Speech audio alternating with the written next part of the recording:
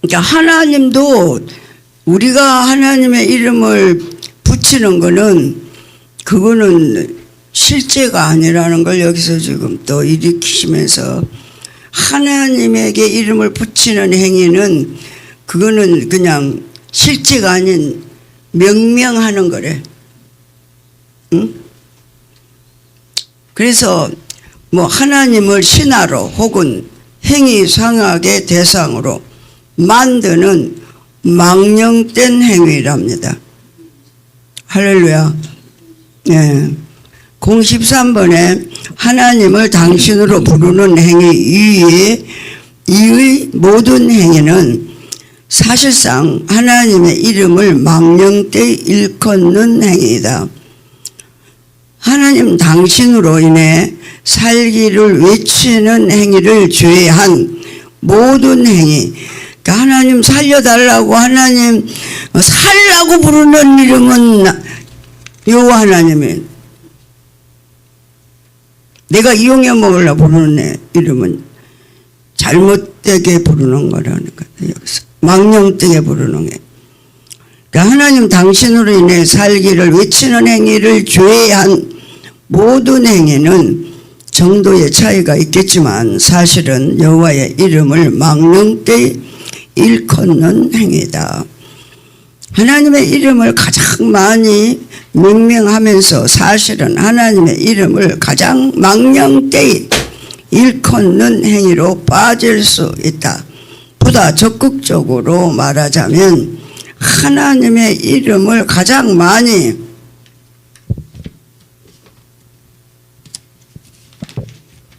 희급하는 자가 사실은 야훼의 이름을 가장 망령되이 일컬을 수 있다. 잘못 호칭으로 쓰면, 그죠? 네. 주 이름을 부른다고 해서 되는 게 아니고. 그래도 인간관계는 사실은 자기를 낳아준 분은 자기와 같은 존재죠. 그래도 그 부모님의 이름을 망령되이 일컫지 못하게. 그만큼 관계라는 걸 중시하는, 할렐루야. 우리는 대단한 관계. 할렐루야. 54번에 하나님의 이름을 부르지 않고 명명하는 자의 대표적인 경우는 철학과 신학에서이다. 학문으로서의 철학과 신학은 하나님을 부르지 않고 명명하는 것을 업으로 삼고 있는 대표적인 경우들이다. 철학과 신학이 아무리 고상한 정신과학이라도 그들은 하나님을 부르지 않고 다만 기술하려는 한 신의 이름을 왜곡하여 일컫는 행위이다. 신을 야훼로, 즉 당신으로 고백하지 않는 한 그 말들은 생명을 왜곡하는 행위이다. 하나님은 부름의 대상이지 서술의 대상이 아니기 때문이다. 기록하려고 사람들에게 들려주려고 하는 것이 아니라는 거죠. 하나님에 관해 아무리 훌륭한 말로 서술했다 하더라도 주로 부르지 않았다면 하나님의 이름을 잘못 일컫는 제약에서 결코 자유할 수 없다. 이런 점에서 학문 속에는 생명이 없고 다만 하나의 정죄만 주어져 있는 것이 같다. 이런 행위는 학문에서만 국한되지 않는다. 설교하면서도 범할 수 있다. 아무리 설교자가 하나님에 관하여 적합한 말로 전달했다 할지라도 이미 그 말 속에는 설교자가 그리는 신에 대한 이데아를 담고 있다. 설교자는 자기의 말로 하나님을 전한다. 이 과정에서 불가피하게 자신의 세계관을 통해 하나님을 전하게 된다. 그가 뜨거운 열정을 가졌다 하나 그 열정은 불가피하게 순수한 하나님 말씀을 가리는 열정이 될 수 있다. 그가 하나님을 당신으로 부르지 않고 말하는 한 그 위대한 열정은 인간의 말로 하나님의 말씀을 장식하는 치장하는 행위이고, 그것은 결국 야훼의 이름으로 자기 세계관을 펼치는 것과 같다. 야훼의 이름으로 자기 세계관을 펼치는 한 자기의 세계관을 신의 자리로 올리는 행위가 된다. 이것은 결국 자기를 신에게로 놓이는 것을 의미한다. 이런 의미에서 하나님은 혹격으로서 증명될 필요도 없다.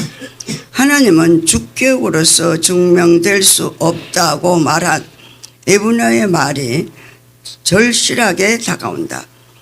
증명될 수도 없고 증명될 필요도 없는 분을 우리가 많은 말로 서술하거나 규정하려 하면 도리어 그것은 하나님의 실제성을 어둡게 하는 행위가 될 수 있기 때문이다. 그렇죠. 하나님을 이렇게 공교롭고 인간의 언어로 설명할 수 있는 대상이 아니다. 하나님은 하나님 스스로 계신. 아멘. 할렐루야. 우리는 그분 안에서 날마다 새로운 의식을 가지고 달려가셔야 될 줄로 믿습니다. 할렐루야. 아멘. 4장의 결론입니다. 상대성과 언어의 관계입니다. 실제성, 관계입니다. 마치면서 상대를 통해서 지금 상대와 이름을 지금 여기서 일으키는 것을 지금 우리에게 교제를 통해서 일으키고 계시죠. 하나님의 말씀을 하나님으로 절대화할 수 있도록 일으키는 것은 실제밖에 없어요. 이 실제적인 현재라고 하는 하나님의 일으킴이 이게 그냥 학문으로서 일으키는 일으킴이 아니더라고요. 하나님 자신이 직접 일어나는 실제, 그 실제가 말씀으로 일으키시잖아요. 자신이 직접 일으키시는 거예요. 계시로.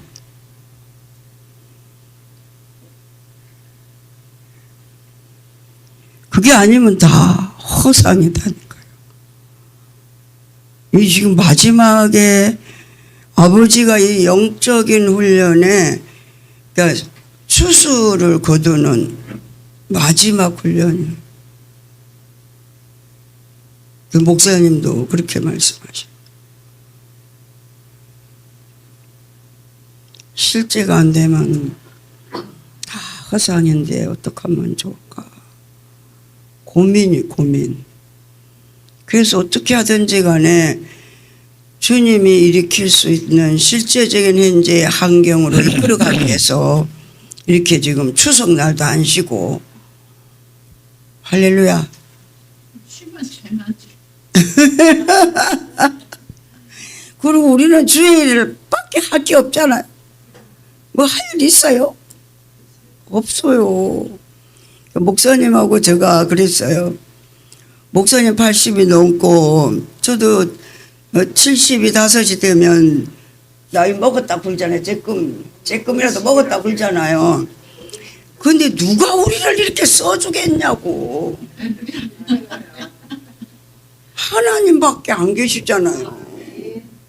누구 세상 사람들이 다 나이 많고 늙었다고 냄새 난다고 가까이 오긴 하나요? 네, 그래서 소녀딸이 오랜만에 몇 년 만에 왔어요. 그래가지고 소녀딸이 처녀가 돼서 왔어. 초등학교 2학년인가 3학년 때 보고 고등학교 올해 올라간대.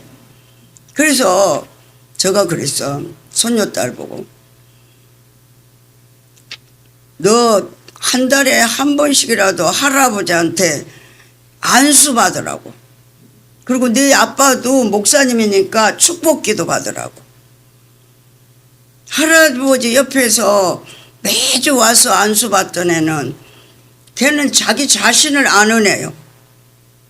자기는 그럴 만한 능력이 없어. 하나님이 전적으로 축복해줘서 장학금을, 전액 장학금을 다 받게 되는데 그 비결은 할아버지한테 안수 받은 것밖에 없다네 그랬어요. 할렐루야. 하나님의 집에서 봉사하고 헌신하고. 너도 야, 아이가 많이 크니까 그 초등학교 그 얼굴 모습이 없더라고. 없어. 처녀가 됐어. 이상하게. 얼굴이 달라. 옛날 거 하나도 없어요. 생전 처음 보는 아이 같아. 그 얘기를 했더니 너무 생소하지. 피부치라도 그리 오래 떨어져 있어. 저희 아버지는 좀 매일 보니까 그죠? 그 크는 걸 알잖아요. 그러니까 얼굴이 달라도 다른 모습을 보는 게 아니야. 그렇지. 컸구나 그렇게 보는 거야. 우리는 아예 보니까 거의 뭐 몇 년 만에 보잖아요. 얼굴 형태가 달라졌어. 이게 처녀가 달라졌더라니까. 키가 뭐, 얼마나 큰지 뭐, 주 아빠 비슷해. 아직은 멀었지만. 말기도 알아도 그렇지. 할렐루야. 아멘. 가까이 계시니까 얼마나 하나님 은혜가 넘치는지. 2번입니까? 2번? 존귀한 걸 알아야 되는데. 예, 7번 맞추면서 01번입니다. 상대는 나의 실제를 비추어 주고 드러내며 밝혀주는 빛이다. 이 빛이 없다면 나는 존재 의미와 생명의 상실에 빠진다. 이 빛이 나에게 비치기까지 나는 어둠이고 죽음이며 허무이다. 나는 이 빛을 받아야 살아갈 수 있다. 이 생명의 빛은 나의 뜻대로 처분되는 존재가 아니다. 그것은 본질적으로 주인이기 때문에 오히려 자신의 의지대로 나에게 빛을 비춘다. 내가 살 수 있는 유일한 길은 상대가 자신을 나라는 장소에서 스스로 계시하도록 처분을 바라는 길뿐이다. 상대는 본질적으로 주관 또는 주체로서 실제하기 때문이다. 주체로 실제하는 상대는 나는 다만 신앙으로 기다려야 한다. 신앙은 상대를 만나는 유일한 길이다. 신앙 속에서 나는 상대로 인해 살려는 자가 되기 때문이며 이 자에 비로소 상대는 임하기 때문이다. 상대가 임하는 장소는 신앙하는 자, 즉 당신으로 인해 살려는 자뿐이다. 그렇죠. 아멘. 그러니까 우리가 신앙의 대상, 즉 하나님을 만나야 자기 존재를 바르게 인식하고. 그게 이제 보통 뭐 심리, 심령으로 구분하지만, 그러니까 일반 윤리로 깨닫는 건 윤리도덕적인 것뿐이다. 이 용어로도 쉽지 않지만 이건 영적인 체험으로만 자각할 수 있는. 할렐루야. 깊은 깨달음이 있으시길 바랍니다. 그거 이제 어제 우리가 실질적인 현재를 나누는데 하나님이 일으키신 사건들이었습니다. 그랬는데 상대를 우리가 대할 때 신앙으로 대하지 않으면 전부 다 범죄하더라고요. 어떤 환경에서 내가 알고 있는 그 상대방, 그리고 또 우리가 알고 있는 인식된 환경, 거기에 내가 신앙으로 일으키지 않으면 절대 실제는 거기서 안 일어나더라고요. 상대를 상대로 일으킨 하나님의 뜻을 깨달아야 되는데, 우리는 내가 원하는 상대로 그를 바라보니까 신앙이 아닌 내 주관으로 그를 일으키려고 하니까 육신이 뭘 들어가지고 가요? 잣대가 윤리 도덕으로 가니까 지키는 것밖에 안 되잖아요. 야, 너 오늘 아침에 어제 저녁도 그렇고 그렇게 일으켜 주는데요. 우리 교회, 우리 때문에, 우리의 이 공동체 때문에 상대를 도구로 하나님이 쓰시면서 일으키면서 우리를 보라고 지금 그러는데, 우리는 누구를 봐? 인식된 이론이잖아요.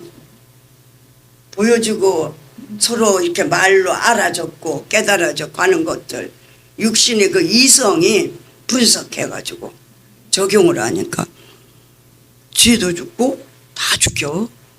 실제를 나눈다고 하는 것들이 다 죽이는 얘기만 한 거요. 그게 뭐냐, 환경 얘기한 거거든요.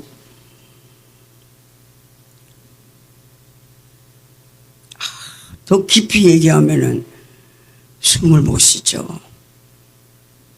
하나님이 그걸 아침에 새벽에 기도하는데 또 어제 저녁에 계속 일으키시는 거예요. 우리는 신앙으로 접근하지 않으면 다 속아. 그래가지고 그게 정당하다고 얘기하는 거예요. 나에게 주어질 만 최선을 다해서 하고, 이제 우리가 누군가 공동체에서 좀 미숙한 부분도 있을 수 있잖아요. 그럼 그거는 돕는 양 해야 돼. 그 사람을 정지하고 판단하려고 도와주면 안 돼. 할렐루야.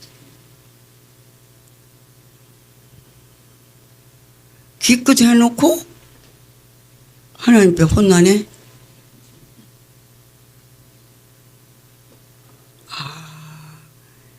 우리가요, 신앙이 아니면 여기 지금 상대는 나의 실제를 비춰주고 드러내며 밝혀주는 빛이에요.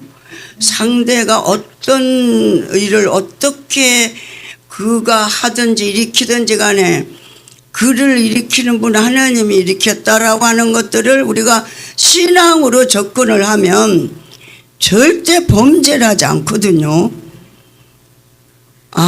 그걸 환경을 하나님이 우리에게 실제적인 현재에서 일으킨 거니까. 주님이 나를 보라고 지금 일으켰는데 그걸 상대방한테로 화살을 돌리니까 상처밖에 안 남아요. 하나님 원하는 거 아니죠. 그래서 여기 지금 밑에 신앙하는 자, 즉 당신으로 인해 살려는 자뿐이라는 거예요. 상대는 임하는 장소에. 그러니까 우리의 가치관과 그 목적이 어디에 있냐는 거예요. 하나님이 나를 일으키는 데 있어야 되는데 상대방의 그 행위에 매몰돼 가지고 정죄 판단으로 들어가면 그때부터는 다 죽여. 하나님 복 주려고 우리 주셨거든요. 그렇죠? 환경을. 응? 사단이 그 복 받게 하려고. 예민하지 않으면 속아. 02번에 보니까 상대는 독백하는 주체가 아니다. 항상 나에게 자신을 계시하길 원한다. 아멘. 그는 본질적으로 말 거는 생명이기 때문에 나를 찾아다닌다. 아멘? 일부러 거슬리는 일을 하게 하는 거야. 거기에서 누구를 발견하게 하려고? 나의 신앙을 일으키나 재판장으로 일으키나. 와, 이 실제를 일으키는 데서 우리가 지금 거기 지금 있거든요. 현장에. 그는 본질적으로 말을 거는 생명이기 때문에 나를 찾아다닌다. 유독 나에게서 자신이길 의욕하는 생명이기 때문이다. 그래서 상대를 만날 수 있는 유일한 지점은 나라는 존재이다. 나에게서 하나님이 일으켜야 되잖아. 저 사람한테서 일으켜야 된다고 자꾸 우리는 그러잖아.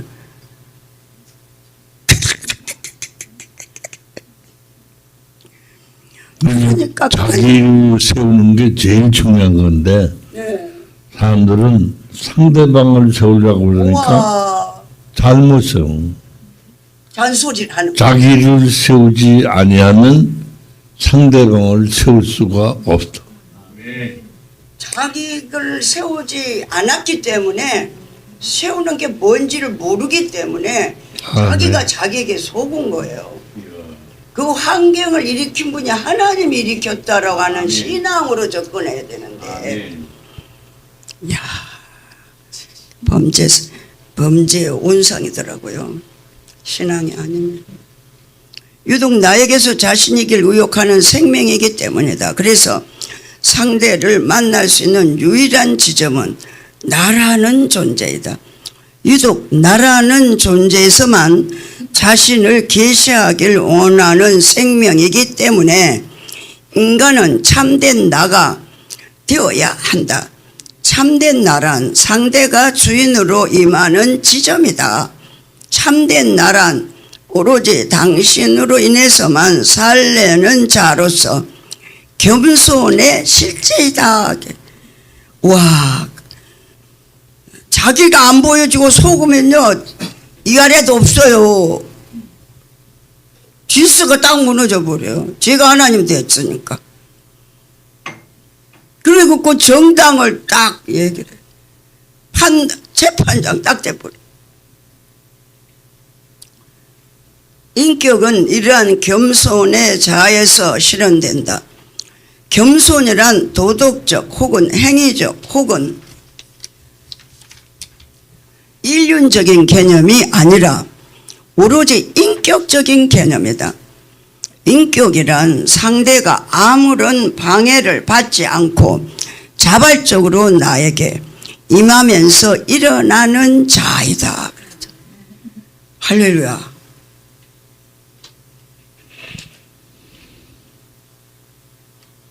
그래서 오늘 시편 다윗이 압살롬을 통해서 자기를 억압하는 그 세력들하고 싸우면서 기도하는 그런 장이었거든요. 아들에게 쫓기면서. 그러면서 이제 하나님 안에서 자기가 어떻게 대적을 물리치는가 하는 데 대해서 그 전부 다 꾸며져서 일어난 일들이잖아요. 그것도 그렇게 일으킨 것도 아버지가 회개할 기회를 주려고 일으킨 거잖아요. 아들을 통해서 그렇게 한 거는 다윗이 범죄했기 때문에 이리 회개시키려고 그렇게 한 건데 다윗이 그것을 이제 나중에 이제 깨닫고 회개하시잖아요.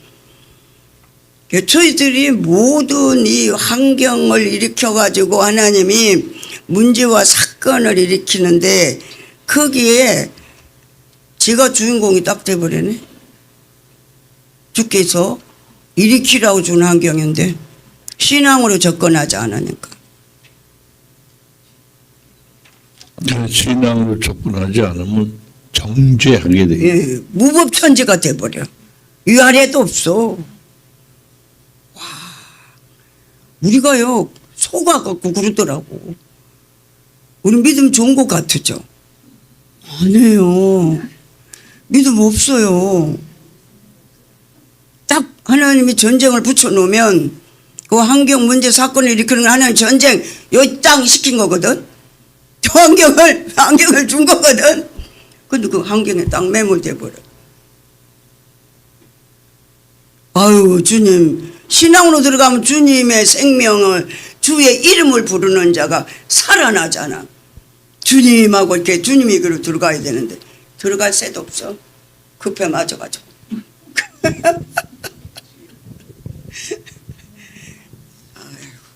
그런데 사람이 잘못하면 상대방을 위해서 기도를 하잖아요. 제가 이제 직접 그 기도하는 걸 참여해 봤어요. 보니까 너무 오랫동안 기도하고 기도하는 폼도 나 그래서 상대방이 남자든 여자든 상관없이 머리하고 덩어리만 손을 대. 그 이상 너무 접근하면 그 결례거든. 그 밀착이 기도가 아니죠. 그것도 예의. 할렐루야. 그러니까 그렇게 관계가 중요한 거. 그 말은 상대방을 존중한다는 표현이거든. 그런데 내가 너 중계동 시절부터 이 얘기를 했어요. 늘 그렇게 해야 된다. 그래서 우리 저기 중고기도 팀이 그때 가양동서 많이 중고기 됐었거든요. 그때 그렇게 목사님이 명령하셔가지고 남자들이 여기만 못해. 응?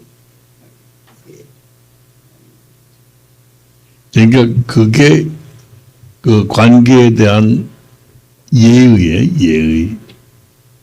그런 과정을 통해서 상대방에게 너무 지나친 잘못된 믿음을 줘도 문제고, 그죠?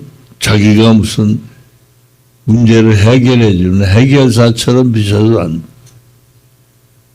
하나님께 간구할 뿐이고 그 결과를 이루실 분도 하나님이지 우리의 요구에 대해 따르시는 게 아니거든. 할렐루야. 주의 이름으로 일으킵니다.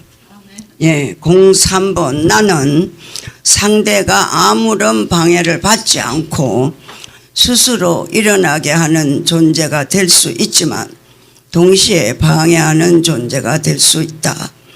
전자는 원래의 자, 즉 참된 자이지만 후자는 왜곡된 자이다. 이것을 신학적인 용어로 지인이라고 할 수 있다. 지인이란 원래의 모습이 곡해된 존재를 의미한다. 왜곡된 자에게 상대는 자신을 숨긴다. 상대가 자신을 은폐하며 더 이상 생명의 의미를 부여하지 않기 때문에 죄는 스스로 자신을 세우려는 존재가 되려고 노력한다. 죄인은 더 이상 상대에 의해 살려고 하지 않고 스스로 독백하면서 자신이고자 한다.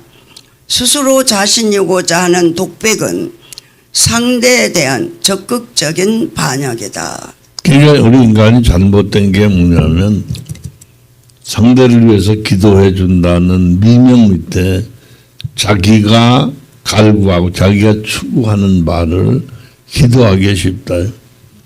그게 옳은 게 아니다. 중요한 건 하나님이 원하시는 대로 들어주시는 게 기도. 할렐루야. 그럴 때 그 결과가 이루어지는 거지. 자기의 뜻대로 이루어지면 될 게 뭐 있어. 망하는 거야. 저주받는 거야. 그 자아의 소리를 듣는 거야. 이거 얼마나 어리석으냐. 들으면 단줄 착각을 하는데 자기가 원하는 것을 추구하는데 그 추구한 자기의 그 원함을 일으켜 사단이.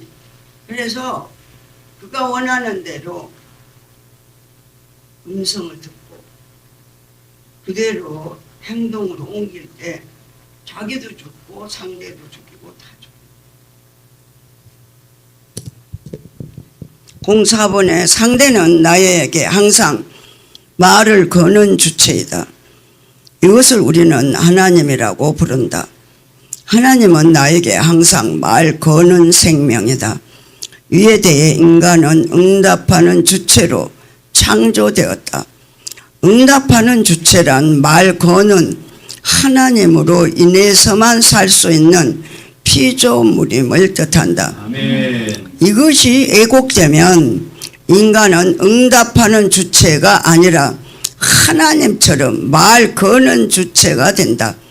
스스로 자신의 의미와 가치를 부여하고 이런 자신을 법으로 세우는 주체가 된다. 이것은 신앙적인 용어로 교만이라고 표현할 수 있다. 교만은 도덕적인 혹은 인륜적인 개념이 아니라 오로지 인격적인 개념이다. 교만은 상대를 만날 수 없는 자가 되게 한다. 그랬어. 이 왜곡된 자, 내가 교만해지면 상대로, 즉 진실한 대상으로 못 만. 그러니까 대인관계도 마찬가지지만 대신관계, 특별히 하나님을 자기식으로 끌어내리는. 그러면 올바른 신을 못 만나는.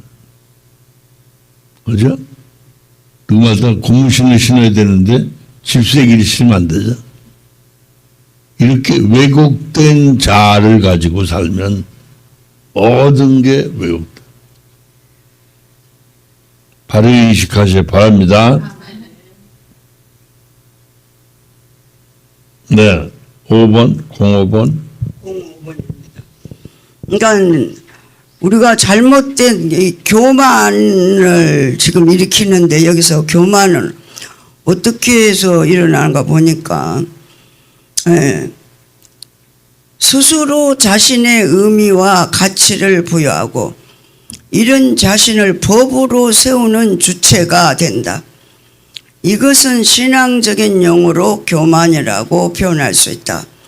교만은 도덕적인 혹은 인륜적인 개념이 아니라 오로지 인격적인 개념이다.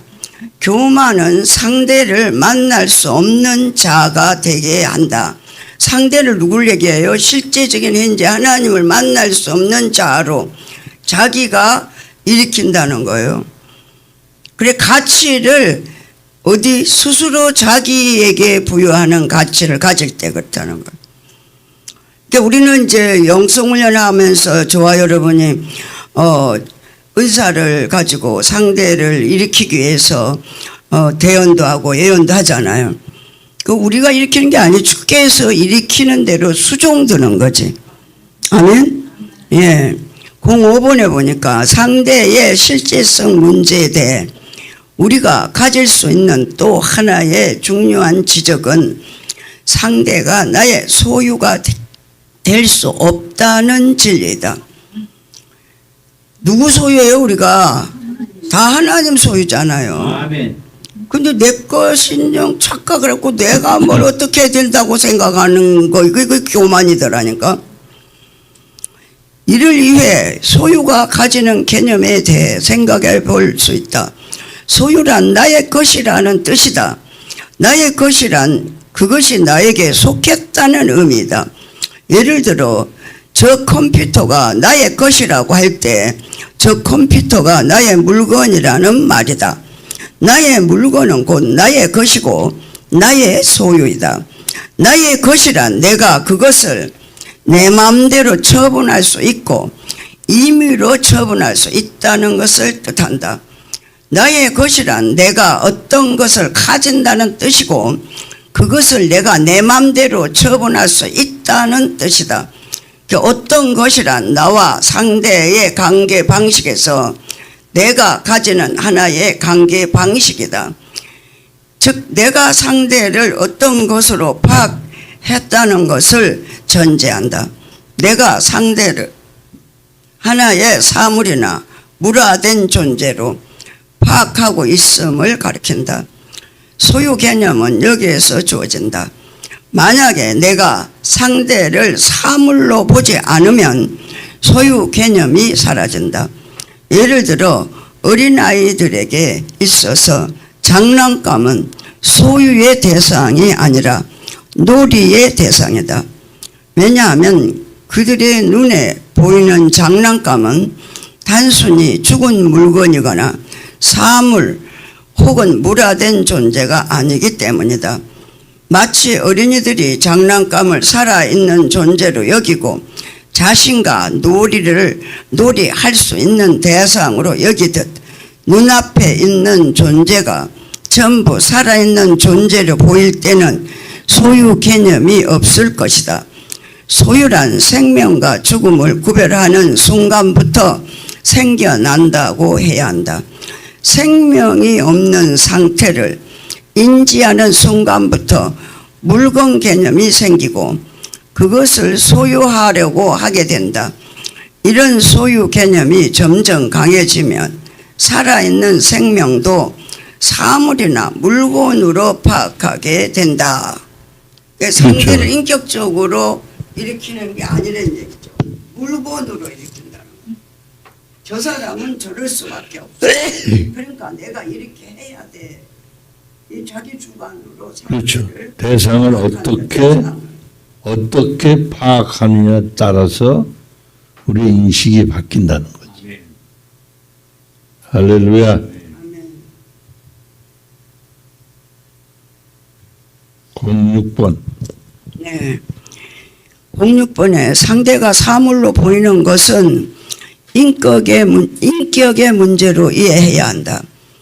인격이 파괴되거나 결손되면 상대는 하나의 사물로 보이게 된다. 단순히 생명 없는 무생물만 사물로 보는 것이 아니라 생명을 가지고 있는 생물도 하나의 사물로 보게 된다. 반대로 인격이 충만하면 반대가 되기도 한다. 인격이 충만하면 생명이 없는 존재도 생명으로 만나고 기뻐할 수 있다. 인격이란 내가 상대를 생명으로 받아들이는 결단과 같은 것이기 때문이다. 인격과 생명은 밀접한 관계를 가진다. 인격적이면 인격적일수록 상대를 생명으로 더 많이 느끼고 발견하며 누리게 된다. 반면 내 비인격은 생명과 무관한 관계를 시사한다. 비인격적이란 상대의 생명과 그만큼 거리를 가지게 된 것을 뜻한다. 그렇죠. 관계가 밀접하면 밀접할수록 서로 인격적 관계가 구체화다. 그렇지 않으면 대충 그 보통 이제 대강 그냥 대강 하라고 그러잖아요. 그거는 구체화되지 않은 인격적 관계를 얘기해요. 할렐루야. 07번. 네, 생명과 생명의 관계만 실제로 하나님이 일어나는 관계입니다. 아멘. 07번에서 여기서 소유를 나타내는 말인 나의 것이 가지는 의미를 보다 더 깊이 이해할 필요가 있다. 예를 들어 그 컴퓨터가 나의 것이라는 말을 생각해 본다. 이것은 그 컴퓨터가 나에게 속했다는 뜻이다.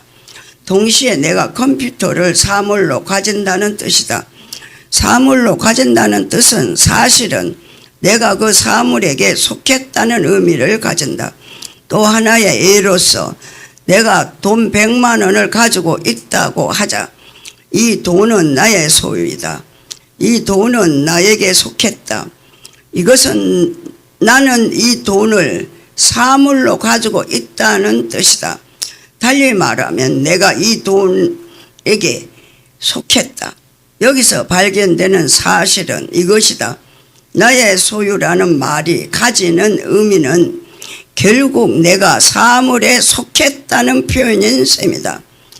표현상으로 내가 그 물건을 가진다고 하지만 사실은 나의 정신이 거기에 속했고 매였다는 뜻이다. 그 돈이 나의 것이라는 말은 내가 그 돈에게 속했고 매였다는 표현이다. 내 것이라는 말은 그 물건들이 내 마음대로 처분되는 것을 뜻하지만 보다 깊은 의미는 내 정신이 그 물건에게 속하였고 매였다는 것을 의미한다. 우리는 무엇을 소유하면서 사실은 그것에 매인다. 내가 소유하지만 동시에 나의 거기에 매이게 나는 거기에 매이게 된다. 상대는 나에 의해 물건이 되면서 나에게 처분권을 넘겨주는 대신 나의 정신을 가져가는 것과 같다. 사물이란 내가 상대를 생명 없는 하나의 물건으로 파악하면서 나의 영혼을 거기에 매여 놓을 때 생긴다. 은유적인 표현을 빌리자면 소유한다는 것은 내 영혼을 담보로 상대를 하나의 사물로 파악하여 그 사물의 처분권을 가지는 것과 같다. 상대는 하나의 사물이 되어 나의 뜻대로 처분될 수 있는 소유가 되지만 동시에 나의 고유한 자아를 거기에 메어둬야 한다. 사물이란 내가 상대를 마음대로 처분할 수 있는 존재로 만들었지만 사실은 내가 거기에 매이는 것이고 오히려 그것이 나의 영혼을 담보로 나를 가지는 것을 뜻한다. 그러니까 이 관계가 어떠냐에 따라서 우리의 존재 위치를 바르게 알게 되는 거예요. 할렐루야. 영적인 관계. 그렇지, 영적인 것도 마찬가지야. 혈육의 관계인가.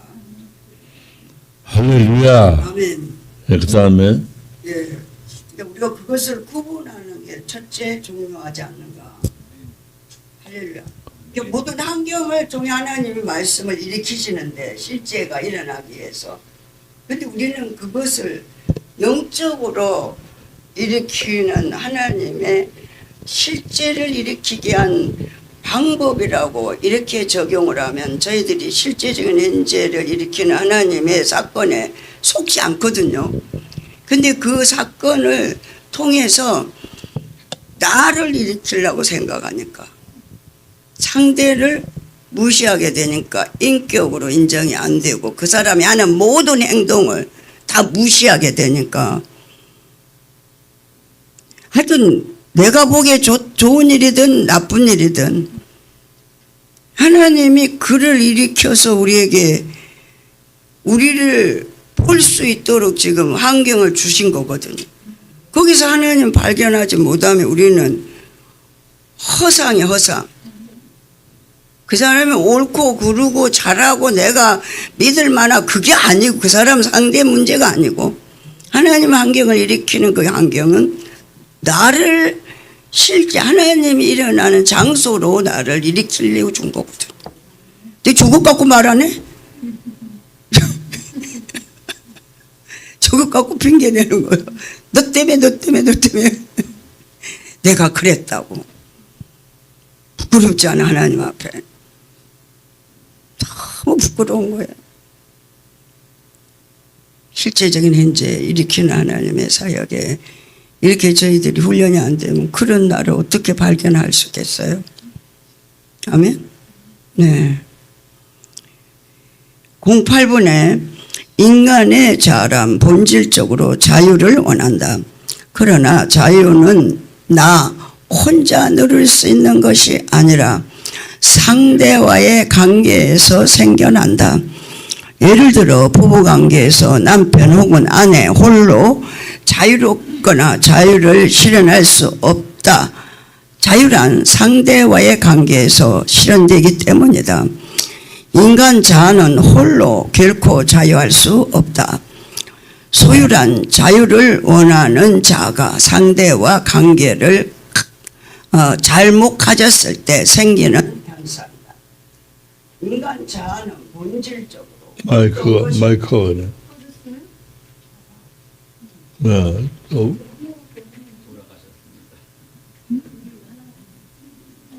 배터리가 다 나갔나? 배터리가 다 됐네. 불은 켜졌어요.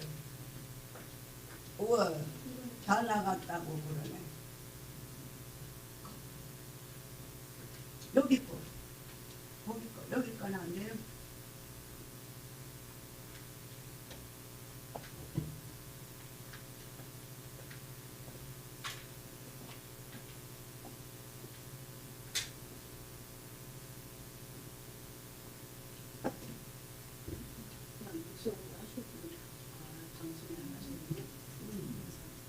소리가 안 들리는 줄 녹음이 안 나게. 근데 시간은 다 됐는데.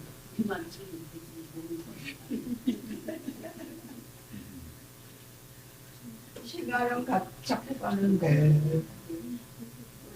이렇게 해야 될 거는 너무 많은데. 예, 할렐루야. 아직 그 8분만 저희들이 같이 교제를 통해서 이 자신들 한번 주님 어떻게 말씀드리죠? 8번에 인간의 자아라 본질적으로 자유를 원한다. 그러나 자유하는 나 혼자 누릴 수 있는 것이 아니라 상대와의 관계에서 생겨난다. 예를 들어 부부관계에서 남편 혹은 아내 홀로 자유롭거나 자유를 실현할 수 없다. 자유란 상대와의 관계에서 실현되기 때문이다. 인간 자아는 홀로 결코 자유할 수 없다. 소유란 자유를 원하는 자가 상대와 관계를 잘못 가졌을 때 생기는 현상이다. 인간 자아는 본질적으로 어떤 것이 아니기 때문에 어떤 것을 원하지 않는다. 인간 자에게는 그것으로부터 자유가 중요한 것이 아니라 너에게로의 자유가 중요하다. 왜냐하면 인간 자아는 상대의 자신으로 인해 살려는 중요한 특성을 가지기 때문이다.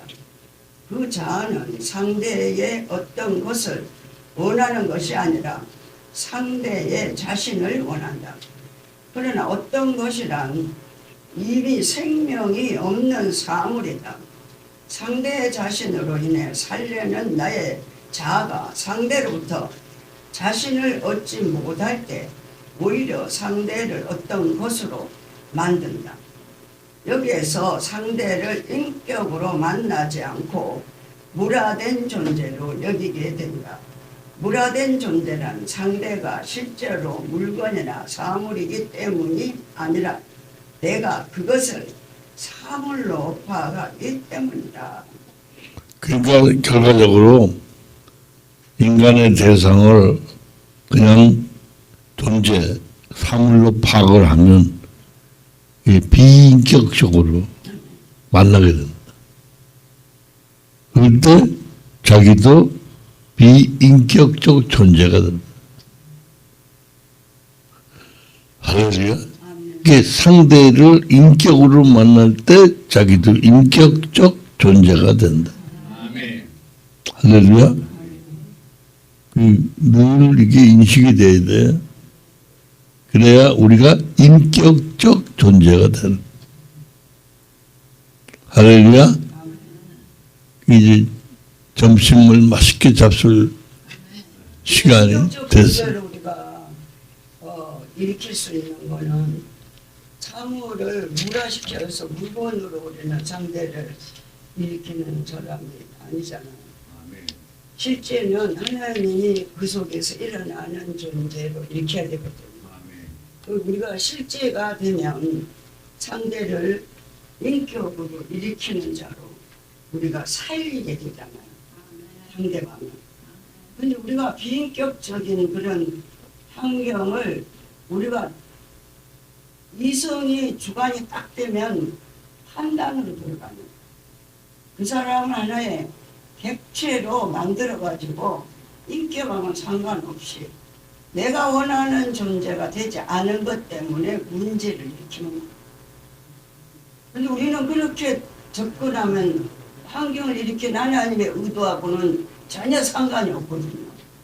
하나님의 환경 문제 사건을 일으키는 이유는 그곳에서 주님이 일어나기를 원하셔서 환경을 일으켰어요. 근데 우리는 우리 자신이 일어나서 상대방을 사물화시켜버리니까 생명이 거기서는 안 일어나. 주님의 실제가 거기서 일어나지 않죠. 그러니까 분쟁이 되고 서로 옳고 그름이 거기에서 나타나서 인격 비인격적인 관계로 서로의 상처만 남게 되는 걸 보게 됩니다. 그러니까 그게 분쟁이라는 걸로 드러나는 거야. 옳고 그름, 각기 다른 주관이 충돌하는. 할렐루야. 그러니까 내가 늘 합의할 수 있을 정도로 서로 소통이 돼. 예. 할렐루야.